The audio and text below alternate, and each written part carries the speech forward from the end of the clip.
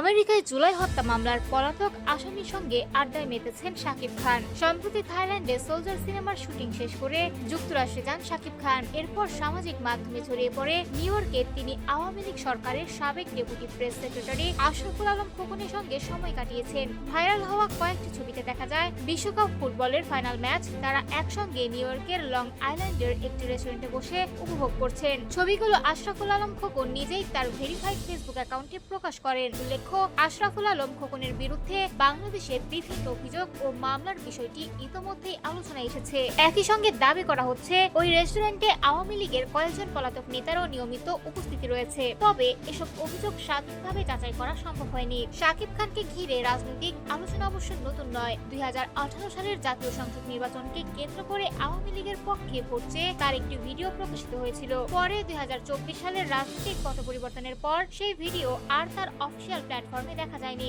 এছাড়া অতীতে আওয়ামী লীগের কয়েকজন প্রভাবশালী নেতার সঙ্গে তার ঘনিষ্ঠ সম্পর্ক নিয়েও বিভিন্ন সময় আলোচনা হয়েছে। সাম্প্রতিক এই বিতর্ক নিয়ে শাকিব খানের বক্তব্য জানতে তার হোয়াটসঅ্যাপে যোগাযোগের চেষ্টা করা হলেও এই প্রতিবেদন প্রকাশ পর্যন্ত কোনো আনুষ্ঠানিক প্রতিক্রিয়া পাওয়া যায়নি। অন্যদিকে ব্যক্তিগত জীবন নিয়েও নতুন গুঞ্জন তৈরি হয়েছে। অভিনেত্রী শবনম বুবলী সম্প্রতি সামাজিক মাধ্যমে একটি পোস্টে তার কন্যা সন্তানের পিতা হিসেবে শাকিব খানের নাম উল্লেখ করেছেন। তবে এ বিষয়ে এখন পর্যন্ত শাকিব খান কিংবা বুবলীর পক্ষ থেকে কোনো যৌথ বা আনুষ্ঠানিক বক্তব্য আসেনি।